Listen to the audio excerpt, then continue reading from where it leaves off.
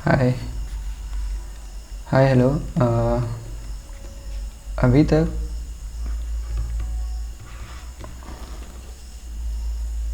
हम लोगों ने ऑप्शंस के बारे में बात किया है।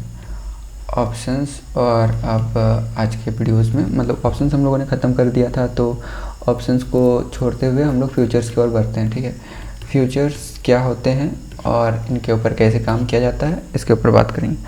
ओके, तो जैसे कि हम लोगों ने फ्यूचर्स के बारे में बात करने से पहले हम लोग जो चीज़ करना चाहते थे, हम लोग बात कर रहे हैं प्राइस एक्शंस के ऊपर। Okay, price action. तो प्राइस एक्शन को समझने से पहले हम लोगों को बस इतना पता था कि ये प्राइस है, ये एक्शन है। पर प्राइस एक्शन को हम लोग जब एनालिसिस करने लगे, मतलब इसको तोड़ के जैसे भी हम लोग पता कर सकें, एक न्यू बिगनर ट्रेडर को या फिर कोई अगर नया मार्केट में आ रहा है तो उसको कैसे इस चीज़ को ले सकता है, उसमें कैसे क्या चीज़ जानना चाहिए या फिर क्या चीज़ कैसे सीख सकता है, उसको हम लोग जब एनालाइज करने की कोशिश किए तो हम लोग को पता चला कि हम लोग को शायद हमारे एक्शन को अगर सही डायरेक्शन में हमारा एक्शन अगर रहना चाहिए तो हम लोग को अदर्स का एक्शन, जो अदर्स जो करना चाहते हैं या फिर अदर्स क्या करेंगे, उसका एक्शन को हम लोगों को डिटरमाइन करना होगा। उसके हिसाब से हम लोगों को एक्शन लेना होगा, तभी हम लोग का प्रॉफिटेबिलिटी बढ़ने के चांसेस हैं। तो इस चीज़ को देखते हुए हम लोगों ने डिसाइड किया कि चलो अदर सेक्शंस में से हम लोग क्या क्या पता कर सकते हैं, अदर सेक्शंस में क्या क्या जान सकते हैं कि ये लोग, पहला चीज़ तो ये कौन है, हु आर दे, और फिर अगर वो हैं तो वो क्यों, हु, वाई और व्हेन, क्यों वो लोग छोड़ेंगे, उन लोगों का साइकोलॉजी क्या है। ये तीनों चीज़ अगर पता चले तो इन लोगों का साइकोलॉजी और वो कब अपना प्रॉफिट बुकिंग या फिर कब वहाँ मार्केट में आएंगे, कब नहीं आएंगे, इसके बारे में हम लोग पता कर सकते हैं और शायद थोड़ा सा मार्केट को हम लोग डिटरमाइन कर सकते हैं और अपने उस हिसाब से हम लोग अपना एक्शंस को प्लान आउट कर सकते हैं। ओके, तो ये था हम लोग का प्लान। और जो अदर्स में जो पहला हम लोगों ने देखा था वो था ऑप्शंस। ऑप्शंस एक इंस्ट्रूमेंट है, पर ऑप्शंस में ऑप्शन सेलर्स के बारे में हम लोगों ने बात की थी कि इन लोग का कौन होते हैं ये ऑप्शन सेलर्स, ये लोग किस तरह से इनका क्या माइंडसेट होता है, इनका प्रॉफिट कब होता है, और ये अपना अगर प्रॉफिट हो रहा है तो ये अपने स्टॉप लॉस कहाँ लगाते हैं, कहाँ पे ये अपने पोजीशन से निकलेंगे, ये चीज़ के बारे में हम लोगों ने पता किया था। और उसके हिसाब से हम लोग, जैसे कि मैं एक ऑप्शन बायर हूँ, तो हम लोग ऑप्शन बायर का कहाँ पे एंट्री लेना चाहिए, कहाँ पे नहीं लेना चाहिए, उसके बारे में बात किया था। और उसी से हम लोगों को ये भी पता चलता है कि ऑप्शन ये कैसे सपोर्ट रेजिस्टेंस को क्रिएट करते हैं, और ट्रेंड लाइन कैसे क्रिएट होता है, ट्रेंड लाइन या फिर बोलें कि ट्रेंड कैसे क्रिएट होता है। ओके, सो ये था ऑप्शंस के बारे में। हम लोग को इसके ऊपर ज़्यादा डिटेल में फिर से अभी बात करना बेकार है, क्योंकि पिछले के वीडियोज़ में हम लोगों ने बहुत बार इस चीज़ को रिवाइज़ किया है। ओके, तो अब आ जाता है कि फ्यूचर्स के ऊपर। ये फ्यूचर्स एंड ऑप्शंस, इसको बोला जाता है एक एफ जो बोलते हैं, इसमें से एक प्रोडक्ट है फ्यूचर्स। ठीक है, अब ये फ्यूचर्स क्या होता है और ये कैसे काम करते हैं और ये ऑप्शंस के कितने अलग हैं, इनके बारे में। ठीक है, देखिए, in short futures and options को हेजिंग प्रोडक्ट बोला जाता है, हेजिंग। ठीक है, अभी हेजिंग क्या होता है, ये भी एक ट्रिकी चीज़ है। जैसे कि हम लोगों ने बात किया था कि ऑप्शंस एक इंश्योरेंस की तरह काम करते हैं। ठीक है, पर ये हम लोग इंश्योरेंस के साथ साथ ये और भी बहुत तरीके से यूज़ किया जा सकता है। जैसे कि ये हेजिंग पर्पस के लिए भी यूज़ किया जा सकता है।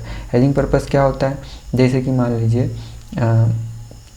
कि किसी ने ये प्रेडिक्ट किया कि मतलब अपना कुछ पोजीशंस यहाँ पे बिल्ड कर रहा है अपर साइड के लिए, कि मतलब बाइंग साइड के लिए अपना पोजीशंस बिल्ड कर रहा है।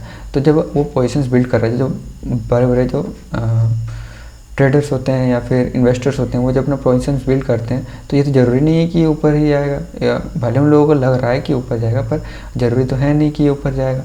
तो जो ये स्टॉक्स बाई कर रहे हैं या फिर स्टॉक्स के अलावा इंडेक्स के भी ETF बाई कर रहे हो, तो वो बहुत बड़े मार्जिन में या फिर बहुत ज़्यादा प्राइस में इन्वेस्टिंग कर रहे होते हैं। तो उस चीज़ को प्रोटेक्ट करने के लिए, उस जो इन्वेस्टमेंट है उस जो प्रोटेक्ट करने के लिए ये इंस्ट्रूमेंट होते हैं ऑप्शंस और फ्यूचर्स। तो ऑप्शंस का भी यूज़ होता है हेज करने के लिए, इस इन्वेस्टमेंट को प्रोटेक्ट करने के लिए। जैसे कि ये जो इन्वेस्टमेंट हुआ, इसको अगर इनके अगेंस्ट मार्केट चला गया बहुत तेज़ी से, तो उस चीज़ को हेज करने के लिए, उस चीज़ को प्रोटेक्ट करने के लिए जो इंस्ट्रूमेंट्स को यूज़ किया जाता है उन्हीं को हेजिंग प्रोडक्ट्स बोला जाता है या फिर हेजिंग टूल्स बोला जाता है। ओके, हेजिंग टूल्स का स्पेलिंग क्या होता है?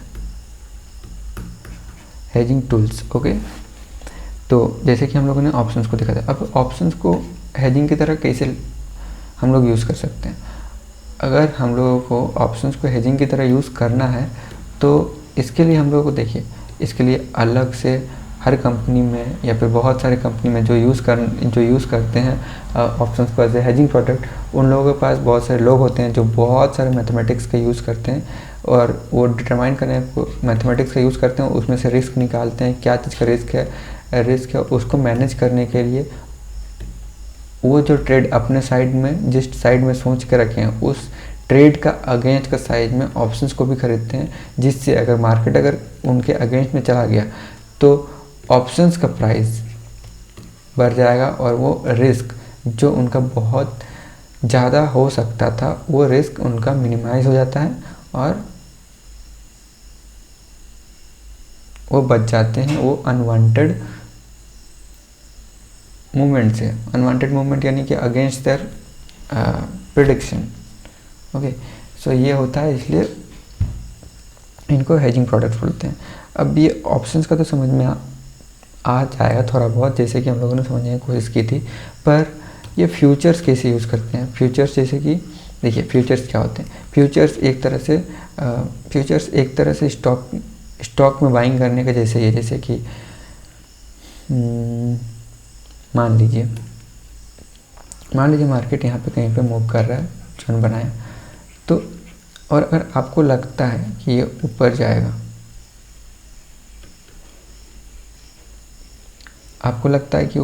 तो जैसे कि हम लोग अगर कहीं स्टॉक्स में अगर ये चीज़ करते हैं कि ऊपर जाएगा, तो हम लोग इसको बाई कर लेते थे, इस जगह पे बाइंग कर लेते थे और यह ऊपर जाता था। जहाँ पे भी हम लोगों को लगता था कि अब ये इससे ऊपर नहीं जाएगा या फिर यहाँ पे हमको अपना प्रॉफिट बुक करना चाहिए, तो यहाँ पे सेल कर देते थे।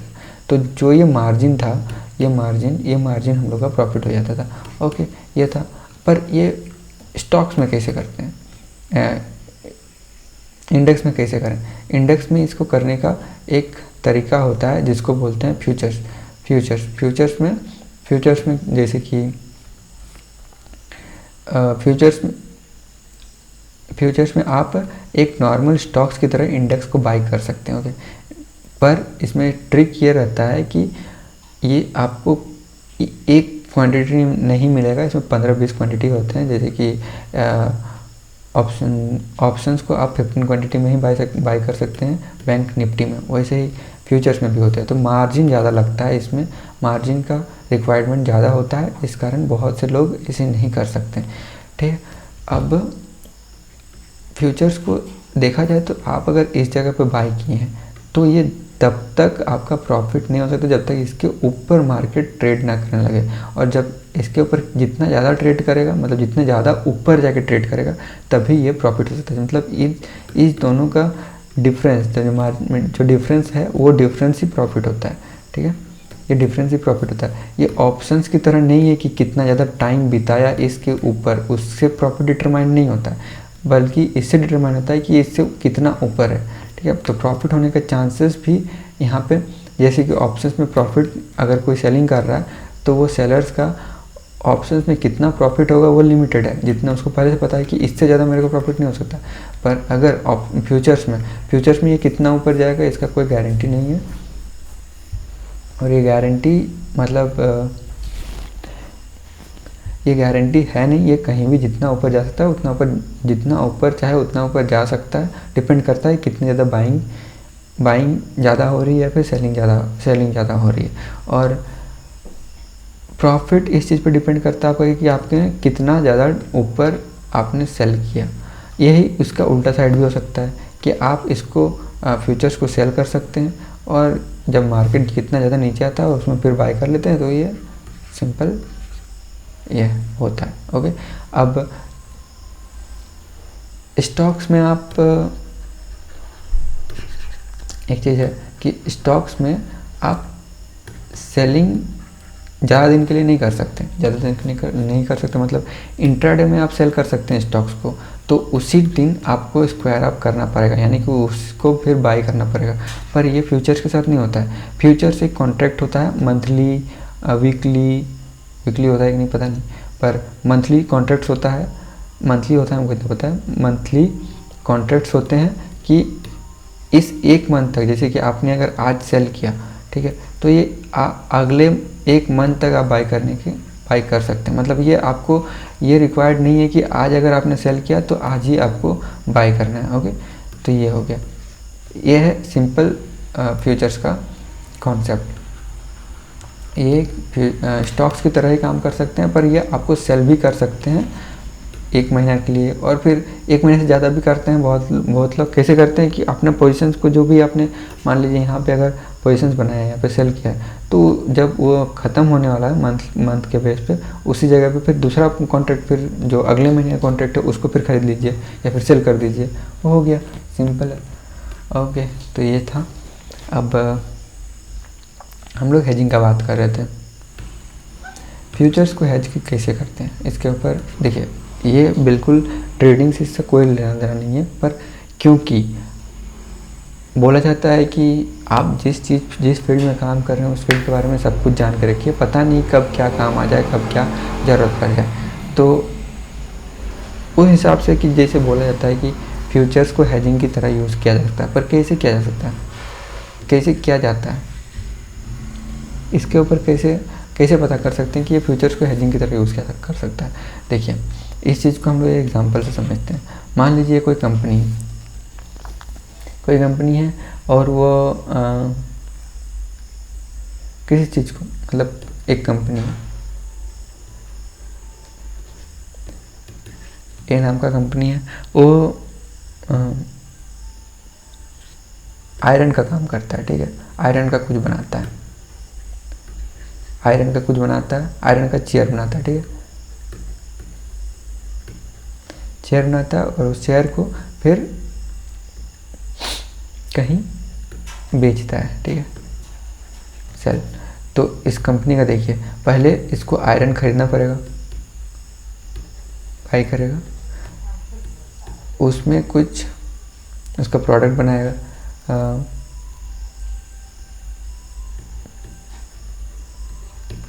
फिर ये सेल करेगा। ओके, तो इसके बीच में जो बाइंग प्राइस है और सेलिंग प्राइस है, बाइंग प्राइस जो भी था, मान लीजिए एक्स अमाउंट था, तो एक्स अमाउंट से यहाँ पे कुछ एक्स प्लस वाई हो जाएगा, और ये जो इसके ऊपर हो जाएगा, तो जो प्रॉफिट होगा वो sale minus X plus Y होना चाहिए, ठीक है, ये होना चाहिए, तो वो प्रॉफिट हो सकता है। तो अब बात ये है कि ये जो एक कंपनी है, ये बहुत बड़ा कंपनी है, ठीक है, अब ये बहुत बड़ा कंपनी है, तो इसको जैसे कि आयरन खरीदना है, तो आयरन का दाम हर रोज़ ऊपर नीचे तो हो सकता है ना मार्केट के हिसाब से, क्योंकि ये कंपनी बहुत, मतलब आयरन के भी फ्यूचर्स, ऑप्शंस एंड फ्यूचर्स होते हैं जो कमोडिटीज़ वाला में, तो उसमें भी होते हैं। तो मैं उसका एग्जांपल देख बता रहा हूँ, क्योंकि ये समझना थोड़ा मुश्किल है, आसान है, ठीक है। ये कंपनी आयरन में काम करती है, तो इसको आयरन खरीदना है, तो आयरन का दाम आज अभी 60,000 चल रहा है आज के दिन, जब ये साल का शुरुआत करता है, तब साल का शुरुआत करता है, मतलब मैं ईयरली बेसिस पे बात कर रहा हूँ, जब साल शुरुआत होता है तब वो डिसाइड करते हैं, बहुत सारे लोग बैठे होंगे, वो डिसाइड कर रहे होंगे कि हम लोग एक्स अमाउंट में ख़रीदेंगे, और इसमें से कुछ एक्स प्लस वाई हम लोग का खर्चा होगा उसको प्रोडक्ट को बनाने में, और हम लोग सेल करेंगे इतना दाम में, ताकि हम लोग को इतना प्रॉफिट हो। ये सब क्यों सोचेंगे कंपनी वाले, ऐसा इसलिए सोचेंगे, देखिए, जब भी बड़ा क्वांटिटी में प्रोडक्ट को बनाया जाता है तो उससे पहले ये डिसाइड किया जाता है कि वो उसको ख़रीदार कौन होगा। तो जब तक उसका कोई ख़रीदने वाला नहीं है, उसका कोई ऑर्डर नहीं आया हो, तब तक उसको क्यों बनाया जाएगा। तो वो जब ऑर्डर आया तो उससे कितना डील करना, वो चीज़ को डील तो करना भी पड़ेगा ना। तो उससे जो डीलिंग हुई है कि हमको कितना में आप ख़रीदेंगे, उसके हिसाब से आयरन का दाम खरीदना और उसमें कितना प्रोडक्ट में खर्चा करना, उसको देखते हुए अपना प्रॉफिटेबिलिटी भी निकालना होगा, तभी तो उसका कुछ फ़ायदा है, नहीं तो नहीं कैसे होगा। ठीक है, तो ये तो पहले ये डील किया जाता है, उसको पहले सारा मैथमेटिक्स लगाया जाता है कि कितना में मैं उनसे डील करूँगा, कितना में मुझे बेचेंगे तभी मेरा प्रॉफिट होगा। वो सब कुछ डील करते हुए मान लेते हैं कि कुछ भी सेलिंग प्राइस है तो ये इन लोगों को प्रॉफिट में डालने के लिए ये सेलिंग है। तो जब ये सारा कुछ डिसाइड हो रहा था मंथ का शुरुआत में या फिर साल का शुरुआत में, तो इन्होंने कुछ एक्स अमाउंट डिसाइड किया होगा। एक्स अमाउंट, ये एक्स अमाउंट क्या है, आयरन का प्राइस। तो ये एक्स प्राइस ये कहाँ से देखा होगा कि ये उन्होंने सोचा कि चलो ये मार्केट में अभी 6,000 रुपये का आयरन 1 किलो मिलता है। ओके, 6,000 रुपया, 6,000 रुपये का मिलता है, पर हम लोगों को अगला साल हम लोग ये सारा प्रोडक्ट बन के देना है, तो अगला साल हम लोग को पैसा मिलेगा। तो हम लोग को आज अगर हम लोग इसके हिसाब से उनसे बात करने जाएँ तो हम लोग इस प्राइस के हिसाब से हम लोग देख के बात कर रहे हैं, मतलब 6,000 का प्राइस पे हम लोग ये अफोर्ड नहीं कर सकते कि 6,000 रुपया से जो आयरन का प्राइस है वो 6,000 से 7,000 हो जाए, क्योंकि अगर 7,000 हो गया तो अभी जो हम लोग उससे डील करने जा रहे हैं कि हम लोग अभी 5 लाख का ही प्रोडक्ट बेचेंगे, वो जाके उसका दाम, मतलब अगर ये आयरन का प्राइस ही बढ़ गया तो मेरा ये जो कॉस्ट निकलता है, जो चेयर वेयर जो भी बनाएंगे उसका कॉस्ट तो बढ़ जाएगा, शायद मेरा प्रॉफिट होने का चांसेस भी घट जाता है, और जितना प्रॉफिट मैंने सोचा है उससे ज़्यादा कम हो सकता है। फिर मुझे तो और भी सारे कॉस्ट हैं, जैसे लेबर वेबर, उस सब का भी तो कॉस्ट है, तो सब आपको निकालना। तो ये सारे जो कैलकुलेशंस हुए हैं जो पहले से, उस चीज़ को जो सिंपल कैलकुलेशंस करने के लिए भी मुझे जो एक्स का प्राइस है वो एक ही रहना चाहिए। तो ये मैं कर कैसे सकता हूँ, ये तो या तो मैं एक्स का एक ही बार में भंडार ले लूँ, एक ही बार में भंडार ले लूँ, मतलब अगर मुझे 5,000 टन चाहिए, 5,000 टन का मैं पूरा एक ही बार में भंडार ले लूँ आयरन का। पर उस पर भी एक और झंझट है कि मुझे रखूँगा कहाँ, मुझे मतलब कहाँ पे रखना है, उसको मेंटेन कैसे करना है, उसको ढंग से कैसे करना है, और एक ही बार में कहाँ इतना ज़्यादा मिलेगा, वो भी तो है। तो ये सारे प्रॉब्लम्स को देखते हुए फ्यूचर्स को इंट्रोड्यूस किया गया मार्केट में। अब ये कैसे काम करते हैं, ये जब कैलकुलेशंस किए जा रहे थे कि एक्स का प्राइस यानी कि आयरन का प्राइस 6,000 रुपया है, 6,000 रुपये है, और जब कैलकुलेशन किए जा रहे हैं तब 6,000 रुपया था, तो 6,000 रुपया के हिसाब से कैलकुलेशंस किए गए। और कैलकुलेशंस करने के बाद जितना ये जब डील हो गया तो उस जगह पे जितना भी, जैसे कि 50,000 रुपया या फिर 5 लाख या फिर 5 करोड़, जो भी 5,000 का आयरन खरीदना हम लोग को एक साल के अंदर। कब कितना खरीदना है उतना मुझे नहीं पता, एक महीना में इतना खरीदना होगा, एक महीना में कुछ पोर्शन खरीदना होगा, दूसरा महीना में कुछ पोर्शन खरीदना होगा, ऐसा। पर हम लोग को 5 करोड़ का आयरन हम लोग को खरीदना है, उसका हम लोग को चेयर बनाना है, हम लोग को पता है, वो हम लोग कैलकुलेशन करके निकाले हैं। तो हम लोग क्या करते हैं कि 5 करोड़ का जो ये फ्यूचर्स होते हैं उनको खरीद लेते हैं 5 करोड़ का। तो इससे क्या हो जाता है कि हम लोग का ये एक कॉन्ट्रैक्ट बन जाता है कि इतना आयरन मैं आप लोगों को देने के लिए तैयार हूँ, भले मार्केट ऊपर जाए या फिर कहीं भी जाए। किस प्राइस में, 6,000 का प्राइस में ही। ठीक है, इस कॉन्ट्रैक्ट का मतलब वही होता है कि x price of money, x price जो है ये 6,000 रुपया में ही मैं पूरा साल भर आपको देने के लिए तैयार हूँ, भले ऊपर जाए या फिर नीचे जाए वो मेरा रिस्क है। ठीक, बस आप इस फ्यूचर्स को खरीद लीजिए तो आपका 6,000 रुपया है। अगर ये ऊपर गया तो मेरा रिस्क, मतलब तो 7,000 में मुझे खरीद कर देना होगा, और अगर नीचे गया तो आपका लॉस क्या होगा, आपका तो कंपनी है, आपने तो सारा कुछ डिसाइड करके रखा है, मुझे 6,000 के रुपये खरीदना है सब कुछ पर साल भर के लिए, और मतलब बजटिंग तो कर चुके हैं, तो उसके हिसाब से आपको प्रॉफिट हो जाएगा। तो इसलिए इस तरह से हम लोग अपना प्रोडक्ट्स को हेज करते हैं, फिर कंपनीज अपना यूज़ करते हैं, बहुत तरीके से होता है। पर ट्रेडर्स के लिए कोई मायने नहीं रखता उतना ज़्यादा, पर समझने के लिए बस था। तो ये था फ्यूचर्स। तो फ्यूचर्स इन शॉर्ट ये होता है कि मार्केट अगर इस जगह से ऊपर जाए और हम लोगों ने बाय किया है तो इस जो मार्जिन या फिर डिफरेंस बनता है यही प्रॉफिट हो सकता है। पर अगर इन ऑप्शंस में क्या होता था, अगर हम लोगों ने यहाँ पे बाय किया है ऑप्शंस या फिर सेल किया है, तो ऑप्शन सेल किया है तो ये अगर मार्केट यहाँ पे ऊपर नहीं भी गया और इस जगह पे भी है, फिर भी हम लोग का प्रॉफिट होता रहेगा अगर सेलर है तो ठीक है, ये ऑप्शंस का बात है। और हो सकता है मार्केट इसके नीचे भी जाए और 2-4 दिन पहले ऊपर रह के और इसी जगह इसके नीचे भी ट्रेड करते रहे रेंज बना के, तो भी प्रॉफिट होगा। पर ऑप्शंस में ये नहीं है। ऑप्शंस में अगर पहले इस जगह पे आपने बाई किया और ऊपर गया और ऊपर जाने का फिर से अगर नीचे आ गया तो ये, और नीचे अगर आपने अगर यहाँ पे सेल कर दिया तो आपका लॉस होगा। ऊपर से टाइम, मतलब इसमें आपका टाइम से आपका कोई रिलेशन नहीं है। मतलब आपका प्रॉफिट और लॉस से टाइम से कोई रिलेशन नहीं है। अगर आपको पैसा लगा के बस आपको छोड़ देना है, मार्केट वहीं से जगह पर बना हुआ है, तो आपका ना प्रॉफिट होगा ना लॉस होगा। ओके, ये मेन डिफरेंस है ये।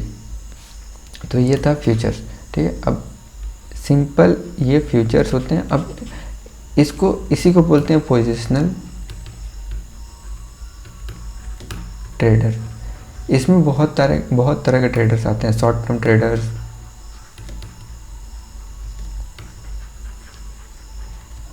Long term traders,